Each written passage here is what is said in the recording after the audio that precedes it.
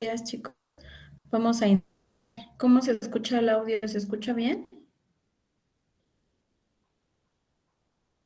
Sí, Sí, maestra. Sí,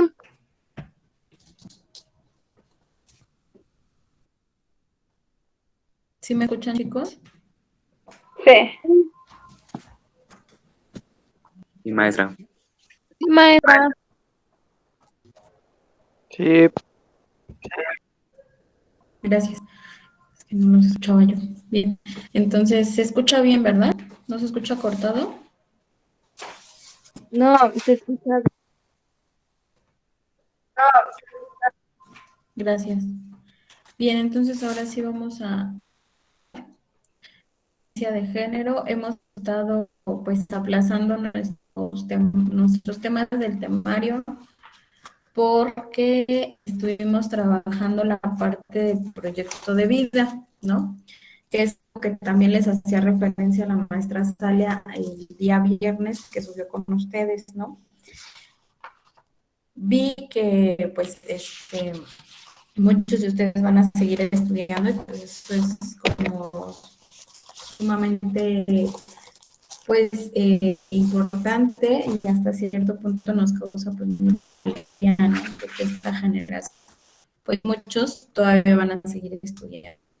Entonces, con base a eso, también pues es importante que ustedes sigan trabajando lo del proyecto de vida, ¿no? ¿Qué cualidades, como decía la maestra Asa, tienen ustedes? ¿Qué es lo que son buenísimos? Pero también, sobre todo, deben darle peso a qué es lo que más les gusta, ¿no?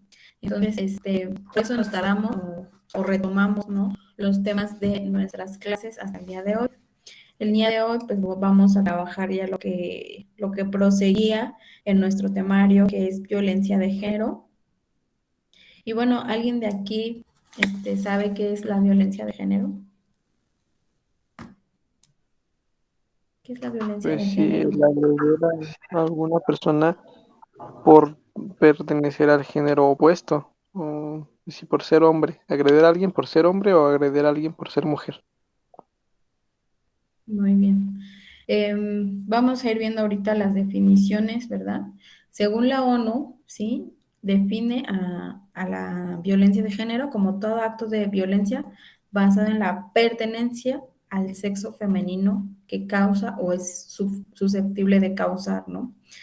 A las mujeres daño o sufrimiento físico, psicológico y sexual, e incluso las amenazas de tales actos y la restricción o privación arbitraria de la libertad, tanto en la vida pública como en la vida privada, ¿no?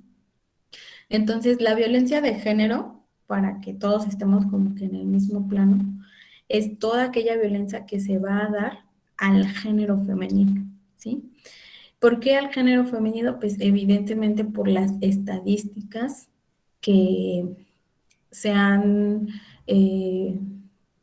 pues ido acumulando, ¿no? A lo largo de los años y obviamente en la actualidad las cifras son pues, cada vez más Altas. escalofriantes, ¿no? Sí, exactamente, muy altas, pero y no solo en nuestro país, ¿no? O sea, de manera global en el mundo, ¿no? Y obviamente en nuestro país, pues las cifras también son sumamente eh, altas, como dice Eduardo, ¿no? Vamos a ir viendo que el proceso de instauración y mantenimiento de la violencia se da por medio de la cultura, ¿no? La violencia se suscita principalmente dentro de la relación en pareja, ¿no? Y esto genera que sea un proceso aislado. Ajá. Hay dos, ¿no? Dos sometimientos de la mujer. Uno, que es los mandatos de género, en donde hay expectativas sociales acerca de los comportamientos considerados apropiados para las personas según su sexo, ¿no?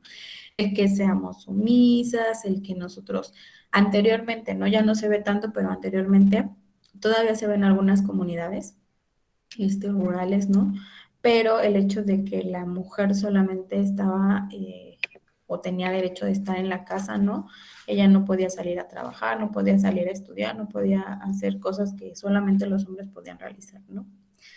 Y la escala de la violencia, ¿no? Que suele aparecer de forma progresiva, es decir, pues a lo mejor primero empiezan unos insultos y luego termina ya como tal en una violencia física o sexual, ¿no? Y como ya nosotros vimos los diferentes tipos de violencia, pues estas conductas pueden empezar desde restricciones, como lo decía Enrique, en el noviazgo tóxico, ¿no? Y controladoras por parte de la apariencia, ¿no? Que deseen tener de su pareja, ¿no? Y la segunda que es la mujer, ¿no? Que admite progresivamente, va cediendo como que su autonomía, como que ya no va siendo ella, sino que todo lo que realiza en su vida es por mandato, ¿no? De la persona con la que se encuentra, ¿no? Toma decisiones a partir de lo que le fomenta o de las ideas que va generando la persona que está con ella, ¿no? Y obviamente se crea un clima emocional, ¿no? A estos micromachismos en los que está inmersa. El proceso, nosotros ya habíamos visto como el círculo de violencia, ¿no? Sin embargo, vamos a ver aquí que en la violencia de género, ¿no? Hay una acumulación de tensión en donde la acumulación de tensión la tiene el maltratador, ¿no? Y la mujer, ¿no? En este proceso de acumulación de tensión del maltratador, la mujer tiene conductas evitivas, ¿no? Es decir, como que lo evita, ¿no? Evita cualquier clase de conducta que pueda generar que explote el maltratador ante esa tensión que ya está acumulando, ¿no? La segunda fase es la fase de la explosión violenta, ¿no? En donde la mujer, pues obviamente está inmersa en emociones como el miedo, la impotencia, ¿no? La soledad, ¿no? Y cuando termina este brote de violencia, ¿no?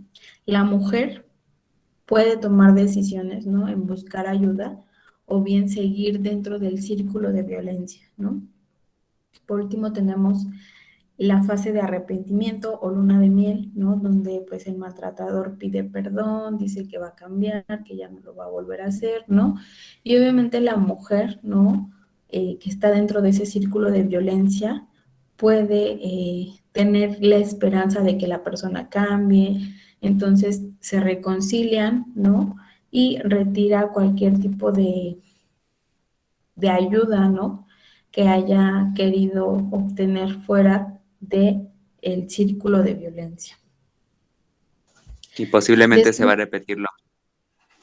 Exactamente, de hecho por eso es el ciclo de violencia, ¿verdad, Eduardo? En el que se arrepienten y el maltratador vuelve a acumular la tensión, vuelve a explotar, ¿no? Generalmente ese es el ciclo, ¿no? Que mantiene un maltratador, ¿no? El proceso de instauración y mantenimiento de violencia. ¿Cuáles son? ¿Por qué una mujer no sale de ese círculo de violencia, ¿no? ¿Por qué no puede abandonar a esta persona que le está fomentando este daño físico, psicológico y emocional? Primero porque su estado emocional de esta persona, ¿no? No es lo suficientemente fuerte y por lo tanto, pues genera ese tipo de violencia hacia ella, ¿no? Las dificultades relacionadas con la dependencia económica o la ausencia de apoyo fuera de la relación violenta, ¿no? El que la mujer dependa, ¿no? El que sienta que no va a poder sobrevivir o salir adelante porque esta persona no va a estar a su lado porque la mantiene o porque se siente que no es capaz, ¿no? De hacer su vida, ¿no? De manera independiente. Y evidentemente porque a lo mejor ha pedido apoyo, pero nadie la ha apoyado, ¿no? Y una de las más frecuentes, como lo decía Eduardo, ¿no? Pues es la esperanza de que la situación cambie, ¿no? De que la persona que está violentándola cambie, ¿no? Otro factor, ¿no? Que genera que las mujeres no salgan o no abandonen a esta persona es que les dé vergüenza reconocer la situación en la que se encuentran, ¿no? Sí. Por ejemplo, en la mayoría de las parejas consideran que, por ejemplo, los hombres consideran que las mujeres son débiles, que no son capaces de empoderarse. Exactamente, ¿no? Pero el problema viene en sí de la mujer de no querer, de no sentirse capaz, ¿no? Si ustedes trabajan arduamente la parte del autoconocimiento, de la autoestima, pues van a generar personas independientes, ¿no? Una persona que no tiene autoestima, una persona que no se conoce, que no conoce qué es lo que quiere para su futuro, es una persona que puede manipularse fácilmente por cualquier otra persona, ¿no? Y ese es el problema con estas personas, que no se autoconocen, que no se aman lo suficiente, ¿no? Para visualizar un futuro fuera de esta relación violenta, ¿no? Bien, entonces la parte importante en esta cuestión es que estas personas tengan a la mano de quién apoyarse. Una persona que está en un círculo de violencia no puede sola, ¿sí? Necesita apoyo, ayuda de manera externa. Uh-huh. ¿Cuál es la pirámide de la violencia? Empieza desde micromachismos o microviolencias. ¿Cuáles son estas? Pues que la persona ya te esté celando, que la persona ya te esté diciendo qué ropa ponerte, ¿no? Qué amistades tener, los horarios en los que debes de estar afuera o dentro de tu, de tu hogar, ¿no? Entonces, estas pequeñas conductas, actitudes que parecen no ser violentas, como lo decía por ahí Enrique en alguna de nuestras pláticas, ¿no? Que hasta este punto de nuestra sociedad se han venido romantizando, decía Enrique, ¿no? Han pensado que una persona que utiliza este tipo de violencias, ¿no? Es una persona que ama a la otra persona, ¿no? Cuando en realidad, pues estamos fomentando en nuestra sociedad estos micromachismos, estas microviolencias, ¿no? En las cuales ninguna persona, ni mujer ni hombre, debe de estar sujeto, ¿no? Después de estas microviolencias viene escalando la violencia a un maltrato psicológico, en el que la persona ya insulta, amenaza, humilla, ¿no? A la pareja y entonces empieza a desarrollar conductas de control y de aislamiento hacia la otra persona, empieza a retirar, ¿no? A los amigos, a los familiares, ¿no?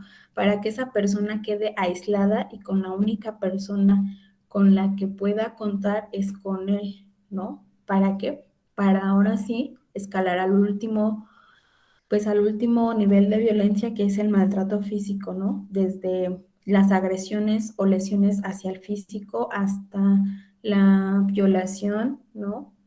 Y obviamente lo que más pues se teme, ¿no? En este tipo de relaciones es que la persona llegue a el homicidio, ¿no? Y que la persona muera, ¿no? En una de estas relaciones violentas, ¿no? ¿Cómo nosotros podemos intervenir de manera urgente en uno de estos tipos de relaciones? ¿Cuáles son las situaciones en donde el riesgo es tan alto que se debe forzosamente de intervenir? Cuando la mujer declara temer por su vida, ¿no? Cuando el compañero disponga de armas en casa, ¿no? O bien cuando éste abuse de drogas. Uh-huh. Cuando el compañero ya esté como que en un punto en el cual amenace constantemente, ¿no? Y cuando estos episodios de violencia se produzcan fuera del domicilio, ¿no? Que afecten directamente a hijos si es que ya los poseen, si el hombre, ¿no? Ha sometido una o varias veces a una actividad sexual que la mujer no haya permitido, ¿no? Y obviamente que los encuentros, ¿no? O los episodios de violencia empiecen a ser cada vez más frecuentes y más violentos, ¿no? O bien cuando la persona, pues no le importe que la persona esté en un estado de embarazo, ¿no? Estas son situaciones de intervención urgente en las cuales la persona en el círculo que se encuentra dentro de la violencia debe de acudir, ¿no? A pedir ayuda y la persona que está del otro lado, ¿no? Apoye continuamente. a la persona que quiere salir de este círculo, ¿no? El plan de intervención, ¿no? Es obviamente generar esta separación, ¿no? En un futuro cercano, que si haya generado lesiones de gravedad, que estas lesiones sean denunciadas, ¿no? Y obviamente que la ayuda, ¿no? Del exterior genere un fin a la violencia a la que ha sido sometida esta persona, ¿no? Nosotros, pues obviamente debemos de informar, ¿no? A personas que se encuentren en este tipo de situaciones, a dónde poder acudir, ¿no? Cuáles son las estrategias con las cuales se puede empezar a trabajar para que estas personas salgan de esta relación destructiva y obviamente hacerles ver que estas lesiones que han tenido, tanto psicológicas, emocionales como físicas, pueden ir sanando a través del tiempo con trabajo, ¿no? Y que pueden volver a desarrollar una vida saludable. Bien, el objetivo, ¿verdad? Obviamente de que se intervenga en un proceso de violencia extrema, pues es generar, motivar a la persona para cambiar su situación, ¿no? Las fases que una persona que ha estado en este círculo violento pasa para poder salir es la precontemplación, la contemplación, la preparación, o sea, toda esta parte es como que les cae el 20, ¿no? Luego pasan a la acción, es decir, si quiero salir, ¿qué tengo que hacer, ¿no? Para salir de este círculo. Prácticamente es como un proceso de, de adicción, ¿no? El mismo proceso que sufren los alcohólicos, el mismo proceso que sufren las personas que son codependientes a alguna droga, ya sea marihuana, cocaína, ¿no? Lo tienen estas personas porque son adictas a esa persona, ¿no? Con la cual, generaron vínculos, ¿no? Y entonces tienen todas estas etapas en las cuales, ¿no? El trabajo constante, frecuente, va a hacer que puedan salir de esa relación destructiva, ¿no? Viene la acción, el mantenimiento de esas, pues de esas actividades que está haciendo para salir del acto violento, del círculo violento, pero hay una recaída, ¿no? Después de esta recaída, si pasan la recaída, casi siempre en la recaída las personas vuelven con la persona, se sienten fuertes, se sienten suficientes para regresar y salvar a la persona con la que estaban. ¿Cómo salvar? Pues hacerlas cambiar, ¿no? Y entonces no terminan todo el proceso de intervención. Si pasan la recaída sin volver a esta persona, ¿no? Hay una remisión estable y una independencia que generan estas personas. Bien, si no existe una situación de riesgo inminente, ¿no? Se recomienda adaptar la actuación profesional al grado de conciencia del maltrato, ¿no? Y a la motivación que tienen las personas, pero sobre todo la mujer, en cambiar esta situación, ¿sí? Si la mujer no desea una derivación y solicita mantener la confidencialidad, se puede posponer la comunicación a la autoridad judicial, ¿no? Que es como muy común, ¿no? Verlo en nosotros, ¿no? Ya vas, ya casi lo estás denunciando, pero al final como que te entra todavía esa dependencia o ese poco amor, ¿no? Que le tienes y entonces, pues no denuncias, ¿no? Y obviamente es importante, ¿no? Que en este proceso, ¿no? Tú sepas que los recursos están ahí disponibles, ¿no? Es decir, que yo pueda acudir a cual o tal dependencia y ahí me van a poder ayudar, ¿no? Esta es la primera parte. ¿Hasta aquí cómo van? ¿Tienen dudas? No, no, Bien.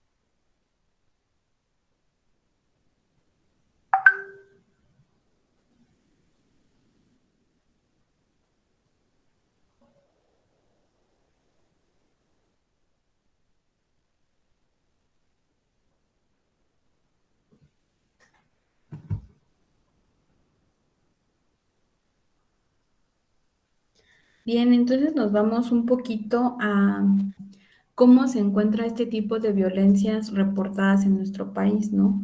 Obviamente a datos estadísticos, ¿no? Que nos hablan de cómo este proceso social, ¿no? Se da en nuestro país, ¿no? Y vienen aquí algunas, pues algunos datos alarmantes, ¿no? De cada 100 mujeres, 14, ¿no? Es decir, el 14%, ¿no? Sufre violencia física, ¿no? Ha sido golpeada, ha sido amarrada, pateada, ¿no? Ahorcada, asfixiada, ¿no? O agredido hasta con un arma en nuestro país, ¿no? 14 de cada 100 mujeres. 7 de cada 100 mujeres, ¿no? En nuestro país, ¿no? Han exigido les han exigido o las han obligado a tener relaciones sexuales sin su consentimiento, ¿no? Es decir, 7 de cada 100 han sido violadas por sus parejas. 4 mujeres de cada 100 han sido humilladas, menospreciadas, encerradas, ¿no? Es decir, privadas de su libertad, ¿no? Y les han destruido sus cosas o han sido vigiladas, amenazadas por su pareja, ¿no? Estas amenazas pues son amenazas con correrlas de casa, ¿no? O quitarle a sus hijos, o bien ya amenazas de homicidio, ¿no? De que las van a matar, ¿no? Cosas por el estilo, ¿no? Entonces son datos alarmantes, son datos graves, ¿no? A 2 de cada 10 mujeres en México, es decir, casi el 25%, han recibido reclamos por parte de su pareja, ¿no? Por la forma en cómo ellas administran el dinero, ¿no? Les han prohibido trabajar o estudiar, ajá, y les han mermado, ¿no? Les han quitado el dinero o bienes, ¿no? Para que sigan dependiendo de ellos, ajá. En una de las encuestas del ENDIRE, que es la encuesta nacional sobre la dinámica de las relaciones en los hogares, ¿no? Se reveló que en México aún, ¿no? Existe la violencia contra las mujeres, ¿no? Y bueno, pues evidentemente las cifras pues son representativas, sin embargo, sabemos que no todos los datos están dentro de estas encuestas, dentro de las denuncias, ¿no? Porque todas estas datos son de manera oficial, ¿no? De manera en la que las personas acuden a denunciar, las personas acuden a querer salir como del ciclo de violencia, pero imagínense todas esas personas que no van a denunciar, que no acuden y que toda su vida están en estos círculos de violencia, ¿no? ¿No? Y bueno, hoy por hoy la violencia basada en el género ha penetrado toda la frontera social, ¿no? Donde millones de mujeres la consideran como una manera ya de vivir, ¿no? Es una forma normal, ¿no? Lo decía por ahí Enrique, ¿no? Ya estamos nosotros, pues, generando, ¿no? Que estas microviolencias sean parte de la sociedad, ¿no? Y bueno, esta parte es importante porque ustedes como personas que van a ser el futuro, ¿no? Las futuras generaciones, el que ustedes puedan generar, ¿no? Un autoconocimiento y una independencia dentro de esta etapa de sus vidas, pues va a generar que no caigan dentro de esta estadística, ¿no? Bien, estos son algunos datos que quería que tuvieran. Y por último, vamos a irnos a esta parte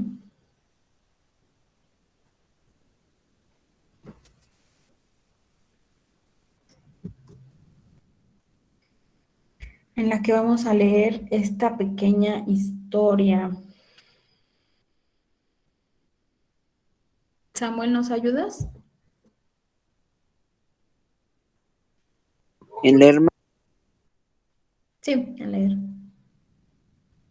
La rebelión de las pingüinas.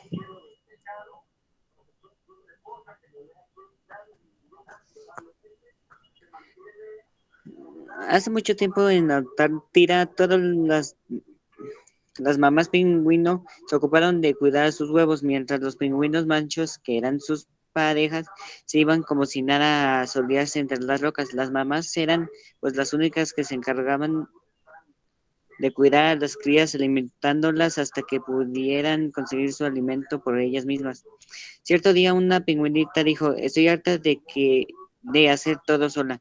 Es momento de comprometer a los pingüinos machos a que también cuiden de sus crías. Así pues, la pingüinita reunió a todas las pingüinas, les explicó el plan que habían ideado y todas aceptaron gustosas. Ahí vemos, ¿no? Cómo la pingüinita está diciéndoles la idea a todas las demás pingüinas, ¿no? De rebelarse. Enrique, ¿nos ayudas con este párrafo? Sí.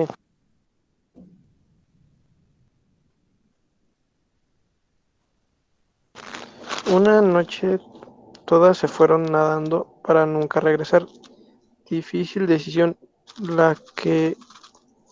Maestra, ¿le puede meter zoom, por favor? Gracias. Ahora otra vez. Una noche todas se fueron nada a regresar. Difícil decisión la que tomaron, pues estaban conscientes de que si no regresaban los pingüinos como ellas lo esperaban,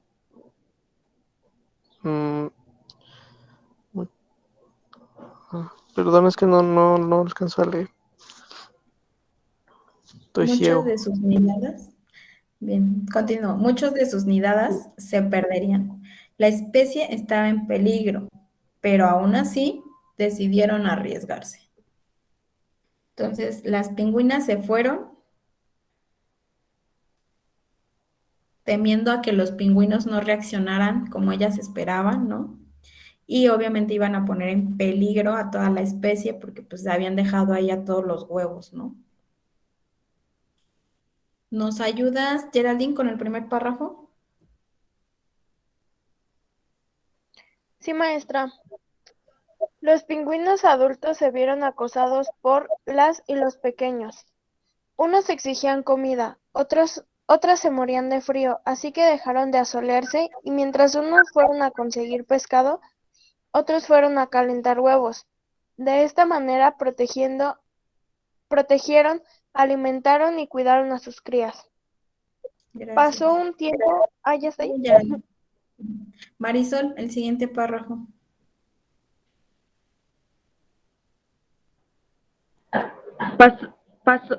¿Sí es esa? ¿En el segundo? Sí. Pasado un tiempo, cuando todas las crías eran ya adultas, los pingüinos desesperados por el regreso de sus compañeras, se pusieron de acuerdo para irlas a buscar. Entonces nadaron por las heladas aguas de los mares del Polo Sur, hasta que por fin encontraron a las pingüinas. para conservarlas de regreso a las colonias de las Antártida, acordaron que desde ese día ellos cuidarían los huevos mientras ellas buscaban comida y viceversa. Entre ambos cuidarían la familia y perpetuarían la especie. Los pingüinos machos aprendieron que no necesitamos unos a otros y otras a unos, y ahora son ellos quienes cuidan los huevos y alimentan a sus crías cuando éstas nacen. Bien. Muy bien. Entonces, esa es como que la historia, ¿no? De cómo es que los pingüinos son los que ellos empollan, ¿no? A las crías cuando están en el periodo de huevo, ¿no?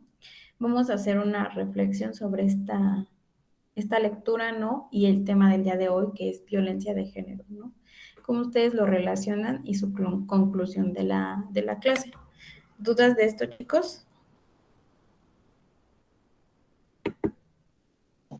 No. No, maestra. Bien, ya por último, en la clase presencial, ahora sí vamos a tener el debate del caso de y Amber Heard, ¿no? Ven ahí ya toda su información, los diferentes artículos que leyeron, ¿no? Y vamos nosotros a dividir el salón, ¿no?